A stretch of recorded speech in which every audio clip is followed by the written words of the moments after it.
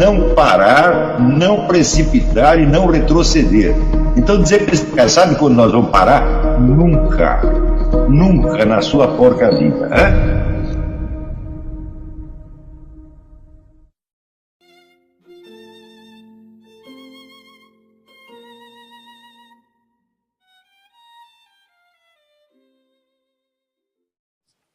Aproveitando o seu conhecimento e a oportunidade única aqui, aproveito para fazer uma pergunta que está bastante em voga no Brasil.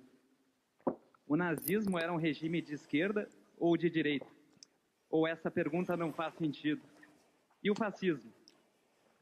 Olha, muito recentemente o grande historiador israelense Zeev Sternhell publicou um livro sobre o fascismo francês. E o título é Ni droite ni gauche, nem direita nem esquerda. O fascismo é um outro fenômeno, e o nazismo é outro fenômeno ainda. Realmente não é possível você definir um regime, um movimento político, somente pelo seu discurso ideológico, porque sempre existe uma tensão entre o discurso ideológico e a prática.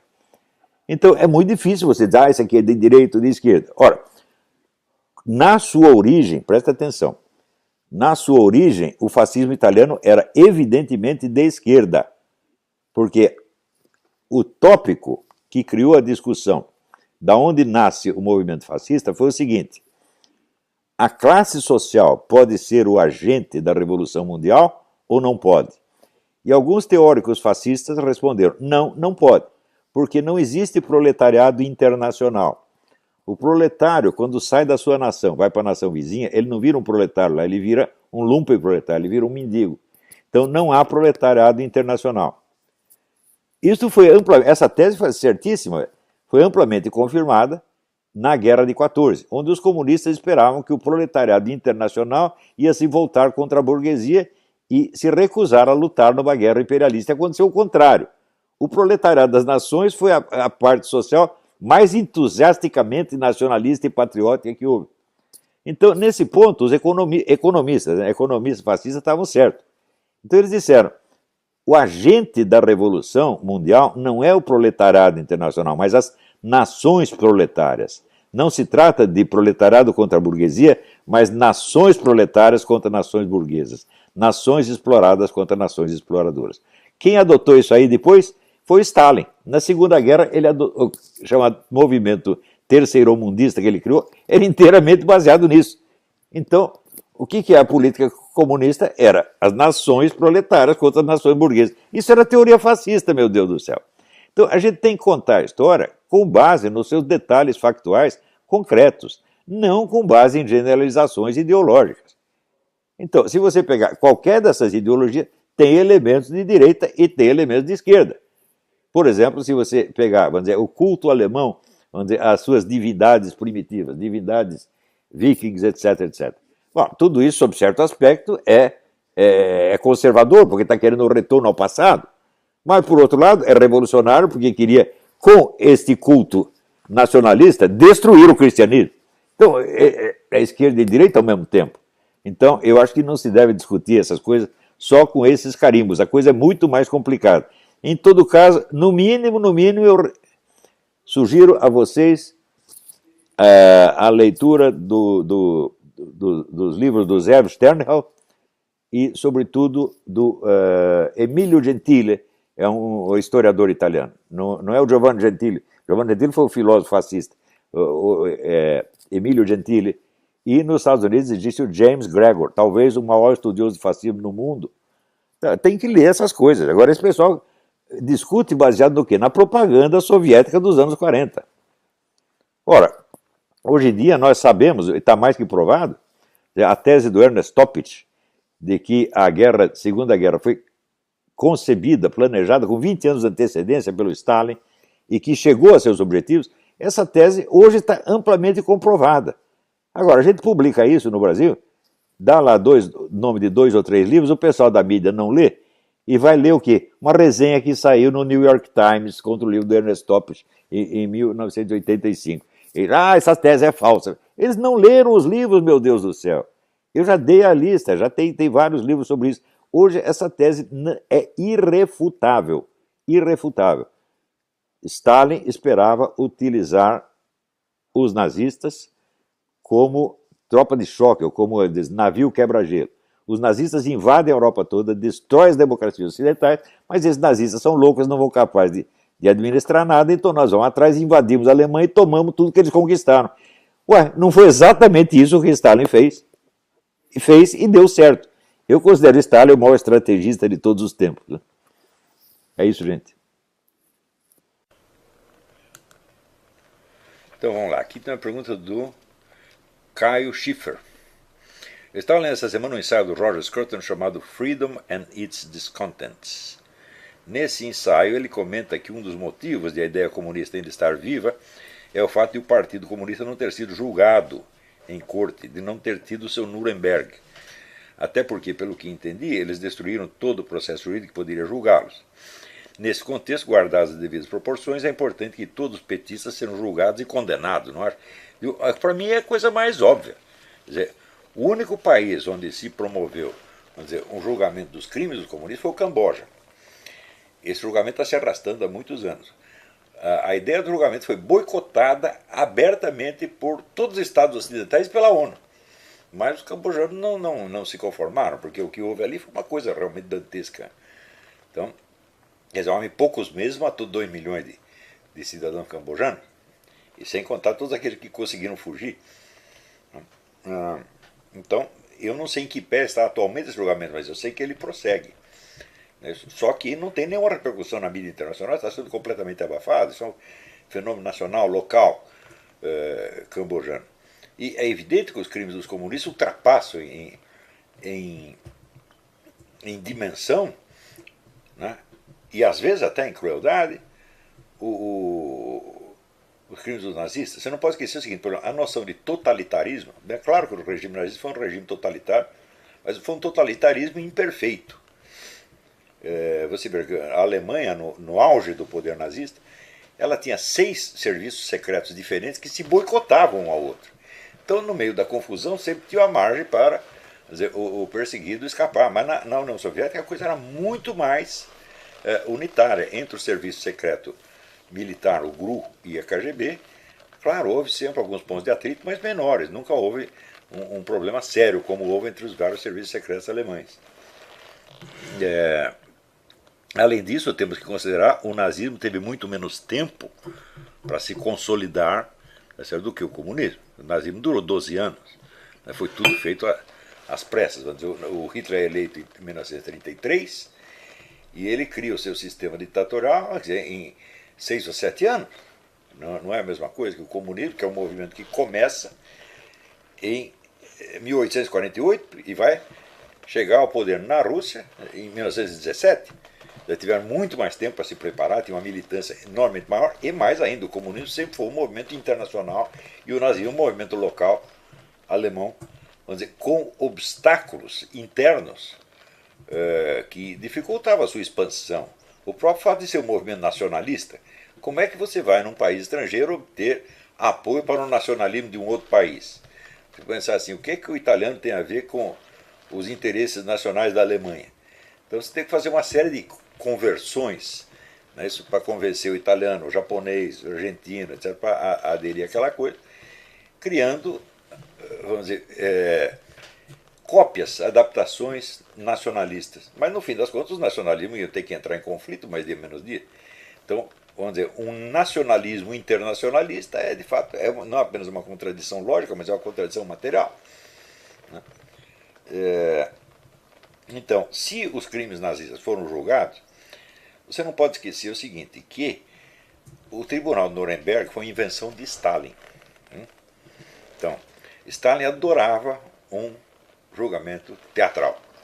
Eu achava isso importante. Na época, o Churchill foi o contrário. Eles não tem nada que julgar, os caras têm que pegar e matar na hora. Para que perder tempo com essa palhaçada jurídica? Mas o Stalin insistiu porque ele gostava desse cenário, né, do julgamento. De fato, os caras que foram a julgamento no Nuremberg, na maior parte deles, com exceção do Göring, eram pessoas insignificantes. Né? O único sujeito, além do Göring, que tinha realmente alguma influência, que era o Hjalmar Schacht, que era o o homem do dinheiro, ele acabou sendo inocentado, no fim das contas, né? E os condenados eram lá uns Zés Manés. Então é evidente que foi um julgamento simbólico.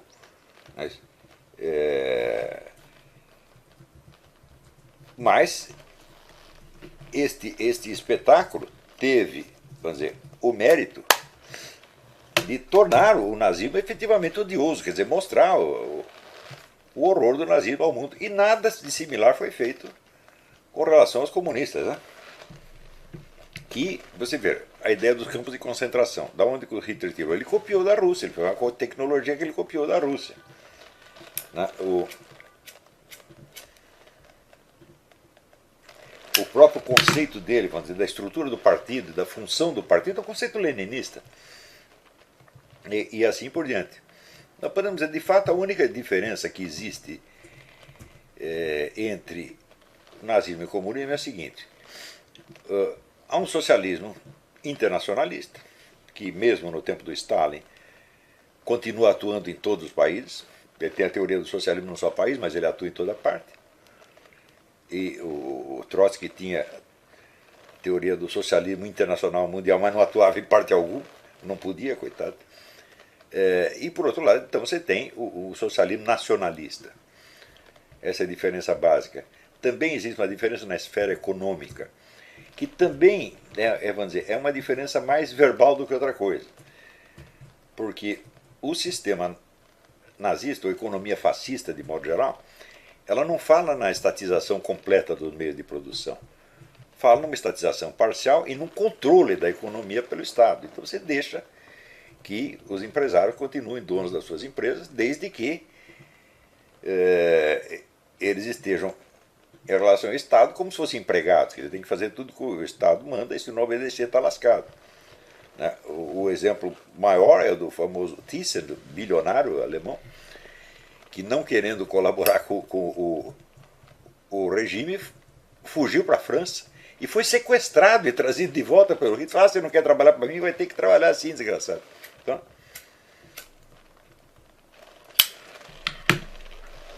Então, este regime, vamos dizer, o socialismo meia-bomba, no qual você conserva a liberdade econômica, pelo menos para certos grupos, é o que está em vigor hoje na China.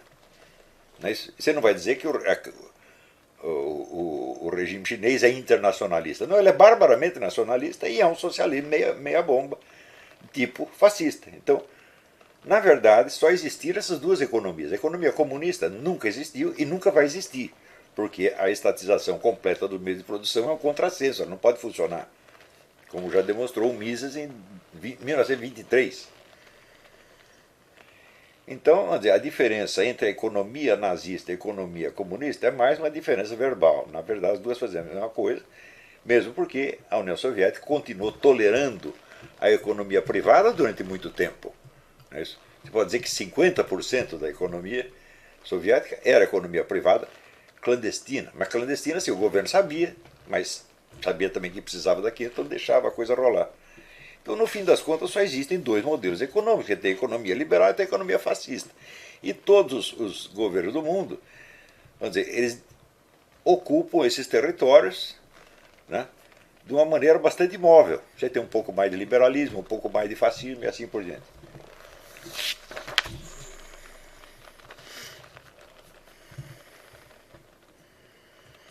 As ideias do Antônio Gramsci chegaram no Brasil a partir de 64, 65, graças ao Enio Silveira. Antigamente só 2 ou 3 pessoas conheciam isso e não tinha relevo no movimento. Mas, quando começa a conversa das guerrilhas, a esquerda ela se biparte. Não é um conflito, mas uma espécie de divisão de trabalho. Onde uma parte pequena foi para as guerrilhas, para morrer nas guerrilhas, todo mundo sabia que eles iam morrer, enquanto a outra parte, chefiada pelo Luiz Carlos Prestes, mais ligada ao antigo partidão, incluindo o Enio Silveira, se dedicava a estudar a estratégia do Antônio Gramsci e a aplicá-la. Então aí começa, vamos dizer, a ocupação de espaços na mídia, no show business, em tudo quanto é lugar. Toda esta situação, todo este movimento como gaysista, feminista, antirracismo, racista, etc., tudo isso é calculado já de início para confundir o adversário totalmente e colocá-lo na pista falsa. Então, veja, por exemplo, o pessoal gaysista diz assim, se você não quer o casamento gay, você está negando aos gays um direito que os outros têm. Então ele está partindo do princípio de que esse direito existe e está sendo violado. Tão logo você tenta explicar que não é assim, o que acontece? Você está tomando posição contra o casamento gay, portanto você já está negando o direito. Percebeu o truque? Ou seja, a coisa é colocada de tal maneira que não dá para discutir. Se você tenta discutir nos termos em que a coisa foi colocada, você já caiu na armadilha. Eu estou explicando isso faz anos e essa turma não entende, porra. Por quê? Porque esse pessoal católico, protestante, conservador, liberal, é tudo burro, presunçoso, quer subir na vida sem fazer força, não quer nem estudar os problemas, porra. Então eles vão lá, dão a cara a tapa e se ferram. Eu não tenho nem um pouco de dó deles, não tenho dó desse Marco Feliciano, não. Porque o cara chegou lá em cima sem ter estudado o mínimo do que ele precisava para entender a situação na qual ele está. Então esse é um irresponsável também, quer dizer, foi lá, dar a cara a tapa, tá certo? Cutucar a onça com vara curta e naturalmente se ferrou. Falou, mas o que mais poderia acontecer? Somente isto. Então, ou este pessoal da direita toma consciência, fala, peraí, agora nós temos que ser pessoas sérias. Não adianta eu chegar lá, porque eu li meia dúzia de versículos da Bíblia, então Deus está comigo, né? E se o Senhor está comigo, quem está contra, e vou lá acabar com tudo. Você vai se ferrar, porque você está presumindo da proteção divina, o que já é um pecado, tá certo? E segundo, você está cometendo o pecado da soberba, de você se oferecer para um cargo para o qual você não está qualificado. Note bem, eu estou qualificado para ser deputado? Não estou, meu filho. Porque para ser deputado, além de estudar tudo que eu estudei, precisava estudar outras coisas que eu não estudei. Eu vou começar pelo regulamento do Congresso. Eu não estudei. As técnicas da política parlamentar. Eu não estudei. Falei, então eu não estou qualificado. Eu estou qualificado para fazer exatamente o que eu estou fazendo. Eu sou um excelente professor, tá entendendo?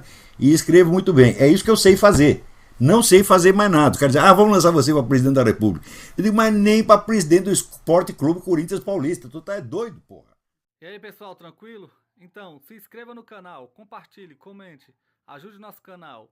Os links estão na descrição do vídeo. Você pode participar pelo Apoie-se, pela vaquinha. Qualquer forma de ajuda será muito bem-vinda. Pode curtir, comentar e compartilhar também para ajudar nosso canal. Quem quiser seguir a gente nas redes sociais, estão todas aí na descrição do vídeo. Muito obrigado, sempre com Deus, pátria, família e liberdade. Tamo junto, forte abraço.